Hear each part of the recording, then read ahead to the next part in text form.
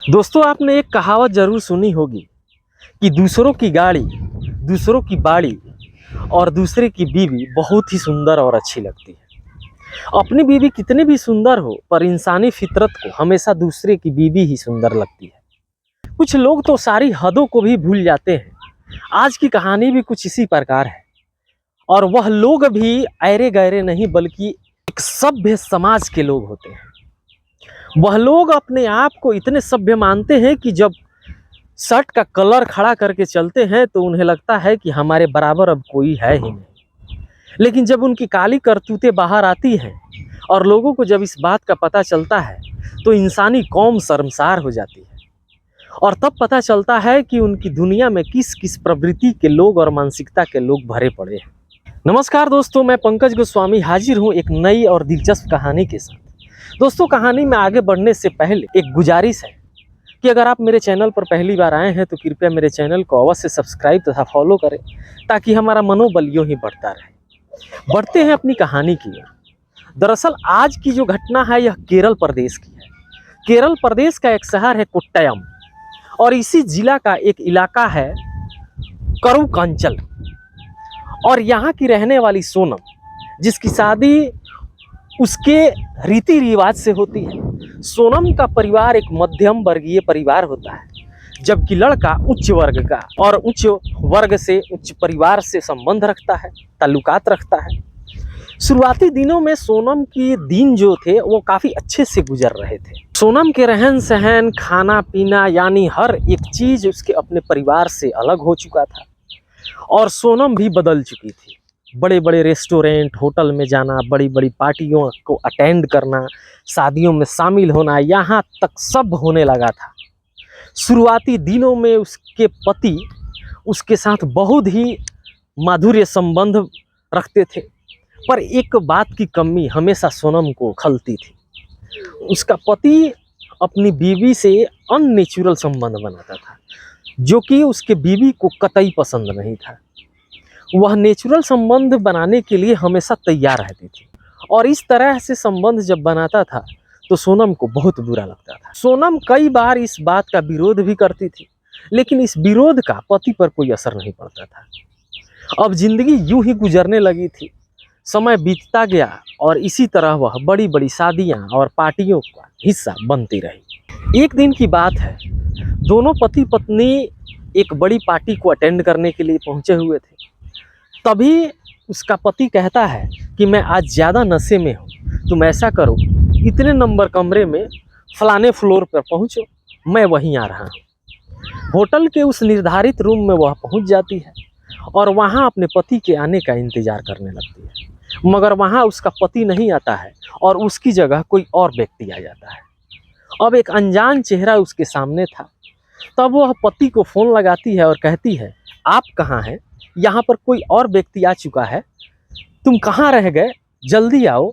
उधर से उसका पति कहता है, यह मेरे बहुत ही अजीज़ हैं, तुम इनका ख्याल रखना, इनको किसी प्रकार की दिक्कत नहीं होनी चाहिए, किसी प्रकार की तकलीफ़ नहीं होनी चाहिए, वह जैसा बोलते हैं वैसा कर देना, तब तक मैं कुछ ही देर में आता हूँ। तुम्हें डरने और परेशान होने की बिल्कुल ही ज़रूरत नहीं है। अब सोनम एक अनजान व्यक्ति के साथ खाना खाती है, क्योंकि पार्टी में खाने पीने की हर व्यवस्थाएं भी मौजूद थी।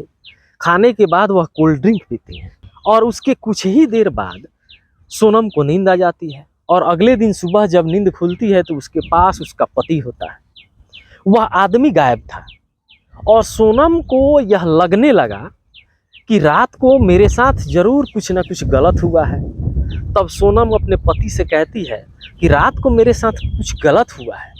तो पति कहता है कि नहीं, कुछ भी गलत नहीं हुआ है, मैं ही तो था, मैंने ही तो सब कुछ किया था, तुम शायद नशे में थी, इसलिए तुमको इस बात का एहसास नहीं। यह पहली बार था जब सोनम के साथ यह घटना हुई थी। वह घटना जो सोनम के साथ नहीं होना चाहिए, या किसी भी व्यक्ति के साथ नहीं होना चाहिए था, या किसी महिला के साथ नहीं होना चाहिए था। फिर यूं ही इस कामों का एक दौर शुरू होता है। पार्टियां होती हैं और नशे की हालात में कोई अनजान शख्स आता है और गलत करके चला जाता है। अब ना चाहते हुए भी, विरोध करते हुए भी सोनम लगभग 9 से 10 बार यह काम कर चुकी थी, जो अपने पति के साथ करना चाहिए था, लेकिन एक दिन उसके अंदर की आत्मा जाग जाती है और इस काम का खुलकर विरोध करने का फैसला कर लेती है। अब जीवन में कभी ऐसा न करना है और न ही किसी को करने देना है। सोनम गुप्त तरीके से पुलिस से संपर्क करती है और पहले से ही निर्धारित समय और जगह के बारे में पुलिस को गुप्त तरीके से सूचना दे देती है, जहां पर एक दो नहीं बल्कि 7 जोड़े पहले से ही मौजूद थे। जब यहाँ पुलिस जाती है, यह घटना 9 जनवरी 2022 की रात लगभग 10 बजे की है।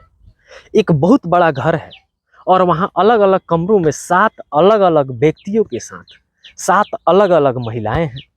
पुलिस जब वहाँ पहुँचती है और रेड मारती है, छापा डालती है और सभी लोगों को हिरासत में लेती है, तब उन लोगों की आईडी मांगी जाती है। जब आईडी देखने पर पता चलता है कि उन 7 मर्दों का इन 7 महिलाओं से कोई संबंध नहीं, कोई ताल्लुकात नहीं। जब पुलिस जांच आगे बढ़ाती है तो पता चलता है कि वह 7 मर्द और औरत शादीशुदा हैं और सबके पति और पत्नी वहीं पर मौजूद हैं, लेकिन वह सब अलग अलग बीवियों और महिलाओं के साथ हैं। पुलिस कहती है कि ऐसी ही बड़ी बड़ी पार्टियों में बड़े बड़े लोग अपनी बीवियों का अदला बदली यानी एक दूसरे के साथ शेयर करते हैं। शायद सोनम के साथ भी कई वर्षों से यही हो रहा था। पुलिस जब जांच आगे बढ़ाती है तो पता चलता है कि टेलीग्राम एक एप्लीकेशन है और इसी एप्लीकेशन के माध्यम से यह लोग पहले चैटिंग करते हैं।